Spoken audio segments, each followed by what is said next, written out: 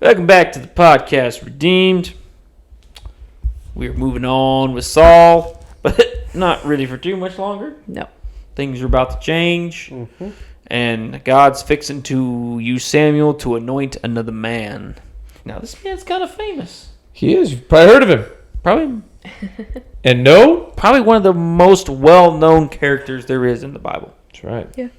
I mean, even people who don't go to church know who this guy is. He's got TV shows. Yep. And it's mostly because of one particular instance. Yeah. It's my son's favorite VeggieTales episode. It's the one we have to watch. Dave and the Giant pretty Pickle. much every day. I don't know if I've seen that one in a long time. It's the first one they did, right? You should watch. No. You sure about that? Yes. What was the first one? Or was it God is Bigger Than Boogeyman? Is the first one they did? Nope. That's not the first one either. What's the first one they did? What's the first VeggieTale, people? I don't remember. The Chocolate Factory one? No. That's an old one? No, that came later. What's the first VeggieTale? Oh. I'm betting it's the pickle. I think Dave it's It was not Dave Daniel the and Lion's Den. Oh, it might be that one. That's my guess. Might be Daniel Lyons. What's your I forgot guess? about that Don't one. tell us I yet. already guessed it. The Chocolate Factory. That's That what was you're a going terrible with? guess. That was an awful guess. No, I know that one came later. Yes, I was that was thinking terrible. Daniel. Well, I said it first. Um, I think of the song when they're walking around. Yeah. Yeah. Oh no, what we gonna do? The king likes Daniel more than me and you. Yeah. Oh no, what we gonna do? We gotta get him out of It's a here. good song. okay. Oh, are we all wrong? No. You were right. Yes. Kind of. Because it's kind of it's right. two Oh, main is that right? segments. And you had the tale of the fib from outer space. I don't know what that is. Yeah, you do. They turned it into a Larry Boy movie. I'm gonna be honest. Larry Okay, Boy. I've never Right, but seen but the Larry Boy. original one had Boy the tale from fib from outer space, and then in parentheses it says in later re-releases. And then in the original 1993 release, it featured Jeez. Tales from the Crisper. Junior Asparagus watches a scary movie and becomes afraid of the dark. God's Bigger Than I Boogeyman. remember that one. And then Daniel and Lion's Den was part 2 of that episode, so you guys crushed it. So we're really good. But it was not Dave and the Giant Pickle. We should have like a trivia episode of VeggieTales. I thought that God is Bigger Than the Boogeyman was one of those that You were correct. was. That's crazy. I didn't Yep. know that one was that old. Yep. So those were the Nailed it. two that started it all. Yeah. So there you go. There's your VeggieTale trivia. Which then for brings today. us back to David and Goliath. David and Goliath. Somehow. And the man named David. That's why we're here. David. We're fixing to start talking about David. Like I said, everybody knows David from the story of David and and Goliath. Goliath.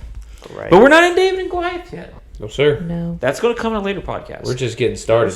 we Yes. will talk about that one I think it'd be next. because that's just a great story. Giant slingshots, rocks. Yeah. You know, it's just Who doesn't love David and Goliath? We're going to bring in slingshots and we're going to throw them at Amanda's wall. We're Can not we do doing that? that. No. We're I'll doing fly that. back just for that. We're not doing doing that. that. We can go outside and do that. Yeah. No. we could paint a target. We're going to do a on that wall. target right there. No, we're not doing that. We're doing it. I know a drywall guy. Do we have to do that kind of slingshot, or can we just do the one where you pull it back? No, you got to you got to do it for real. That way, listen, it might go rogue and we might take out the TV. Who knows? If I don't we did exactly that, know. You would not hit the target one time. If you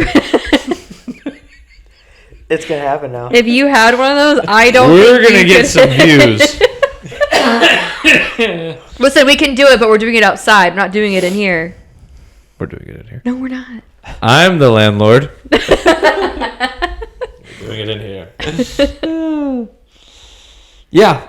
So I have actually seen videos of guys in real life using those, Those things move. and Yeah. they actually are a pretty effective weapon. Yeah. Which Makes sense. it's kind of like Goliath brought a knife to a gunfight. You know what I'm saying? It's that type of thing. But Essentially. anyway, we're jumping ahead. We're not there yet. What we have here is the Lord said to Samuel, "How long will you mourn for Saul?" So he's still.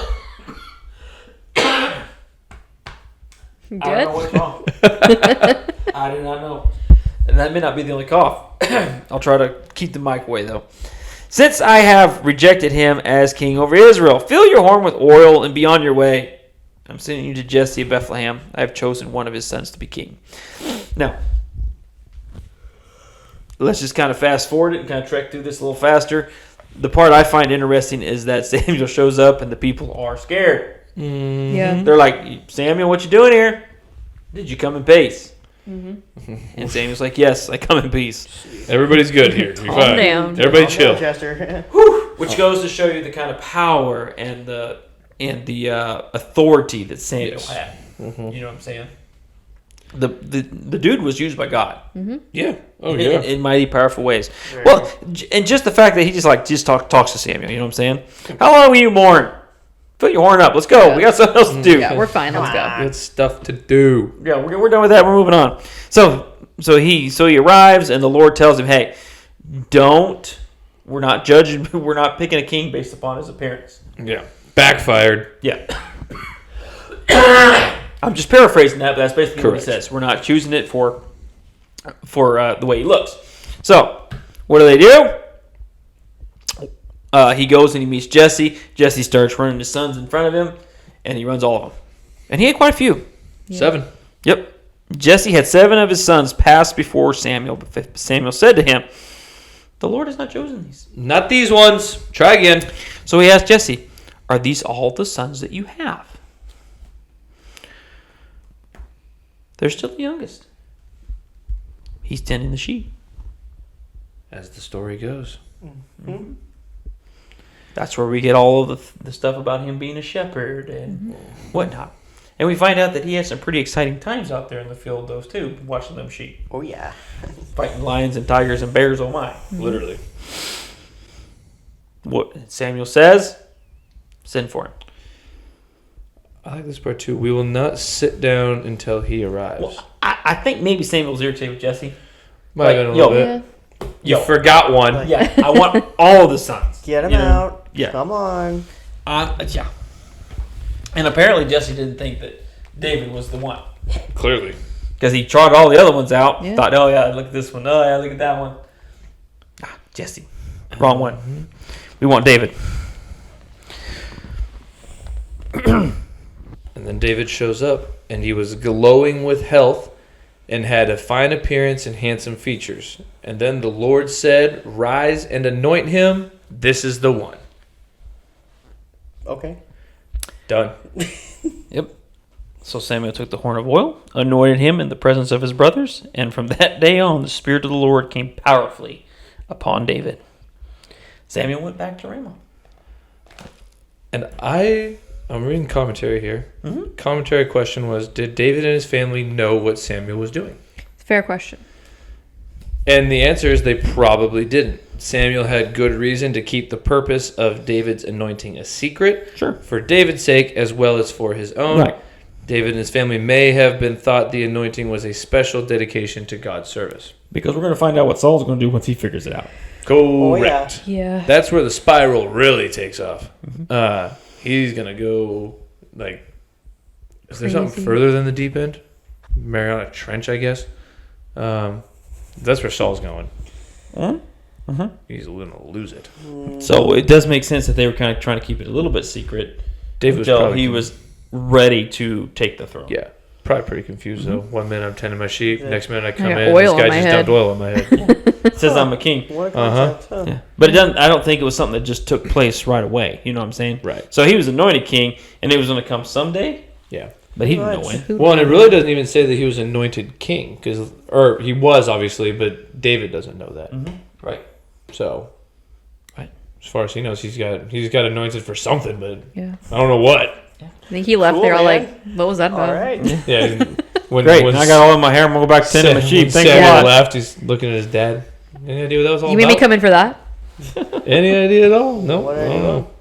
But God's got some pretty big plans for David. Yeah. Yes. Oh, yeah. David does some pretty mighty things and really pushes Israel forward in the way of following the Lord. He makes his mistakes. He's not a perfect man. Nope. And he's going to have his sins he's going to pay for. But in the end, God still said he was a man after his own heart. Which is what I hope to hear someday. Facts. Man after God's own heart. That'd be nice. Mm-hmm. All right, so buckle up. We're switching gears. We're going to be studying about David. David's a lot of fun. So make sure you tune in next week. Yeah. All right, you guys have a fantastic week. We'll see you next time. Bonsoir.